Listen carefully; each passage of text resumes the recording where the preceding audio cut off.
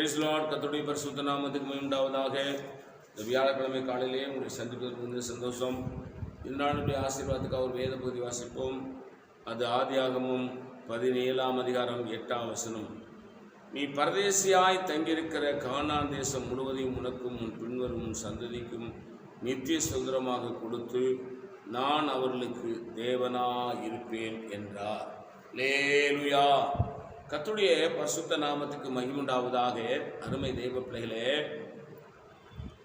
நாம் தெய்வத்தோடு உடன்படிக்கை செய்யும்போது ஆண்டவர் நாம் தங்கியிருக்கிற தேசத்தை நமக்கு சொந்தமாய் தருவாராம்.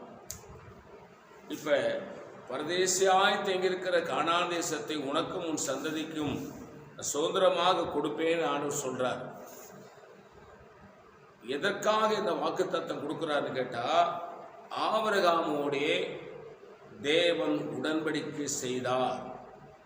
ஆகவே நீங்களும் நானும் கர்த்தராகிய இயேசு கிறிஸ்துவோடு அவருடைய தகப்பன் பிள்ளை என்கிற அந்த உறவு என்கிற உடன்படிக்கை செய்து கொண்டால், ஆண்டவர் இந்த வசனம் நம்மளை பார்த்து சொல்கிறது, நீ பரதேசியாய் தங்கி வருகிற இந்த தேசம் முழுவதையும் உனக்கும் உன் சந்ததிக்கும் சுதந்திரமாக கொடுத்து நான் உனக்கும் உன் சந்ததிக்கும் தேவனாயிருப்பேன் என்று கர்த்தர் இங்கே வாக்கு கொடுக்கிறார். நான் உங்களுக்காக செபிக்கிறேன். பரிசுத்த பிதாவே, நாங்கள் உம்மோடு உடன்படிக்கை செய்யும் பொழுது நாங்கள் தங்கியிருக்கிற, நாங்கள் குடியிருக்கிற, நாங்கள் வாழ்ந்து கொண்டிருக்கிற தேசத்தை எங்கள் சுதந்திரமாக ஆசீர்வாதமாக நீ வைக்கப் போகிறீர்கள். ஸ்தோத்திரம். இந்த வசனத்தினுடைய ஆசீர்வாதம் இயேசு நாமத்தில் பிதாவே, ஆமென். God bless you. கர்த்தருடைய ஆசீர்வதிப்பாராக.